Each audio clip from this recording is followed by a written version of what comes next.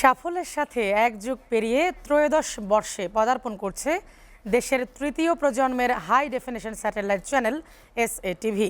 উৎসবে এই মাহেন্দ্রক্ষণে দীর্ঘ পথ চলায় এসএটিভির পাশে থাকায় দর্শক, কলাকুশলী, বিজ্ঞাপনদাতা এবং শুভানুধ্যায়ীদের প্রতি কৃতজ্ঞতা জানান এসএটিভির ব্যবস্থাপনা পরিচালক সালাউদ্দিন আহমেদ।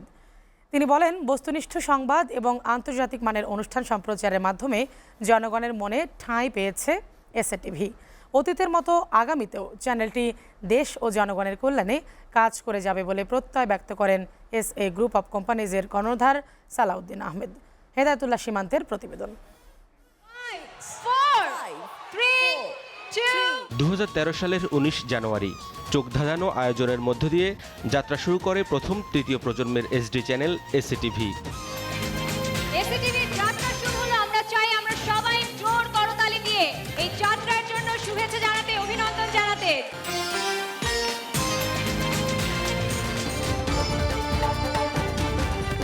যাত্রা শুরুর পর থেকে বস্তুনিষ্ঠ সংবাদ এবং সংবাদ ভিত্তিক অনুষ্ঠান সম্প্রচারের মাধ্যমে দর্শকদের আস্থা ও ভালোবাসা অর্জন করে চ্যানেলটি। দুর্ভোগে দেশ ঠাসা, ঋণের বোঝা মাথায় নিয়ে হোঁচট খেয়ে বাঁচা।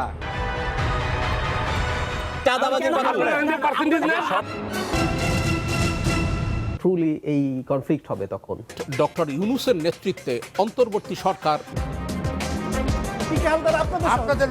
প্রতিষ্ঠার সময় থেকে অদ্যাবধি এসএটিভির আন্তর্জাতিক মানের বিনোদন ভিত্তিক বর্ণিল অনুষ্ঠান দর্শকপ্রিয়তা পায় দারুণভাবে।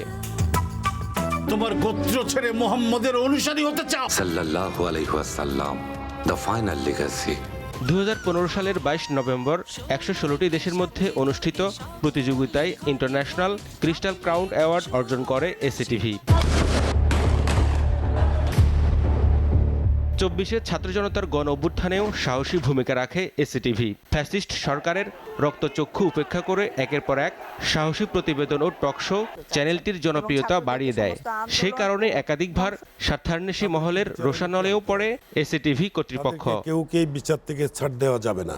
মামলা হামলার মুখে সত্য প্রকাশে অবিচল থাকে এসএটিভি নিউজ টিম। ভারতীয় পাহাড়ি ঢলে দেশের দক্ষিণাঞ্চলে নেমে আসা ভয়াবহ বন্যার সংবাদ দেশ ও জাতির সামনে তুলে ধরে এসএটিভি। ক্যালেন্ডারের পাতা বদলে আবারও হাজির 19 জানুয়ারি। এমন শুভক্ষণে এসএটিভির স্বপ্নের সারথি সালাউদ্দিন আহমেদ বলেন, বস্তুনিষ্ঠ সংবাদ এবং আন্তর্জাতিক মানের অনুষ্ঠানের মাধ্যমে দর্শকদের হৃদয়ে ঠাঁই পেয়েছে এসএটিভি। আমাদের যে কমিটমেন্ট ছিল বস্তুনিষ্ঠর বিষয়ে, সেটা অনেকাংশে ব্যর্থ হয়েছে বিগত গভর্নমেন্টের সময়।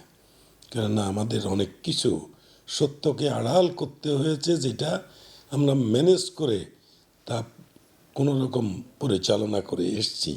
সেই ক্ষেত্রে বোঝা যায় যে কিছু না কিছু হয়তো বা ব্যর্থ হলেও তবে বহুলাংশে আমরা আস্থা অর্জন করতে সক্ষম হয়েছি।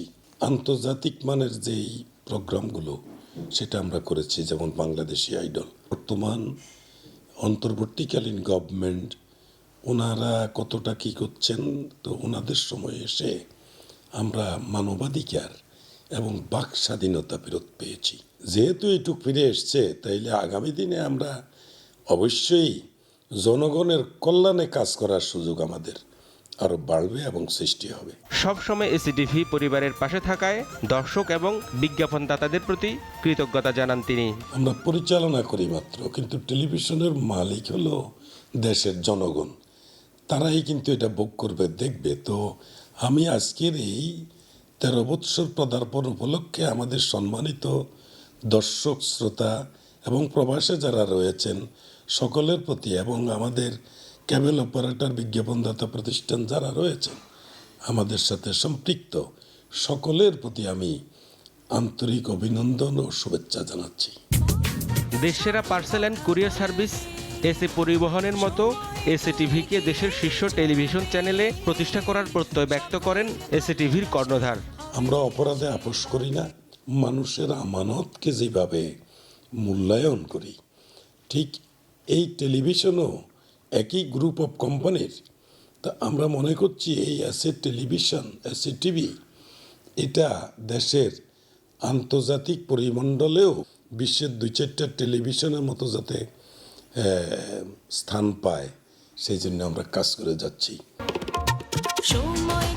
আগামীতে এসিটিভি সংবাদ ও অনুষ্ঠানমালায় নতুন নতুন চমক নিয়ে আসবে এমন প্রত্যাশা সবার।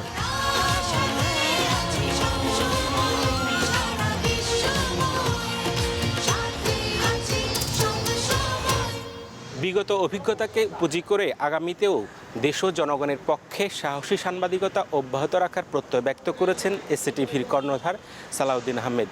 সাথে আছি সবসময় এই স্লোগানকে ধারণ করে এসএটিভির সেই পথ চলায় দর্শক, বিজ্ঞাপনদাতা সহ সবার ভালোবাসা ও সহযোগিতা অব্যাহত থাকবে। ত্রয়োদশ বর্ষে পদার্পণের এই মাহেন্দ্রক্ষণে এমনটাই প্রত্যাশা এসএটিভি পরিবারের। হেদায়েতুল্লাহ সীমান্ত, এসএটিভি, ঢাকা।